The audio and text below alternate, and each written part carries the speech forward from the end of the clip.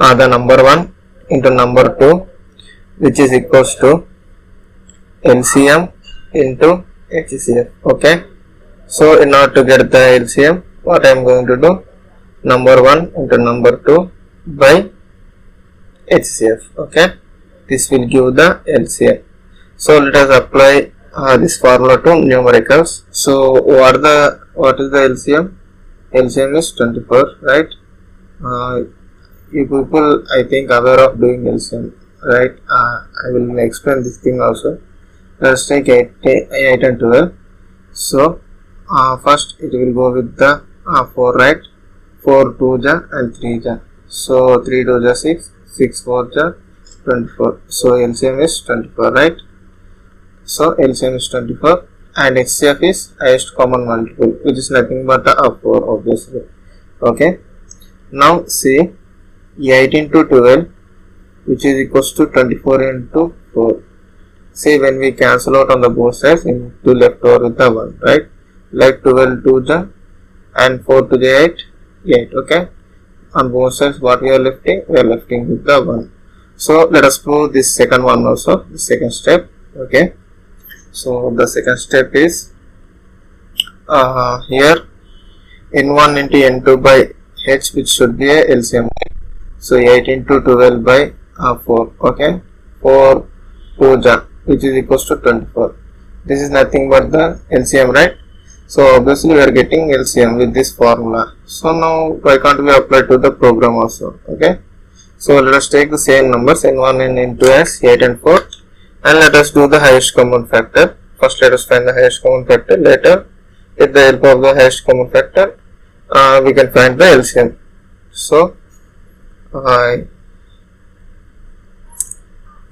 here int n1 equals to let it be 8.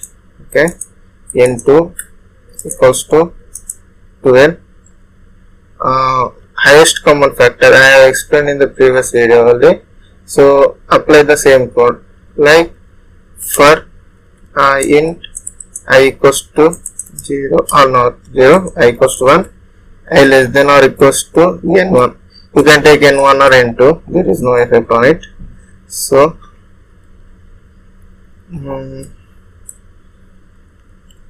if the n1 divided by I leaves remainder 0, and same way when n2 divided with the I leaving remainder 0, this should be a HCF, right?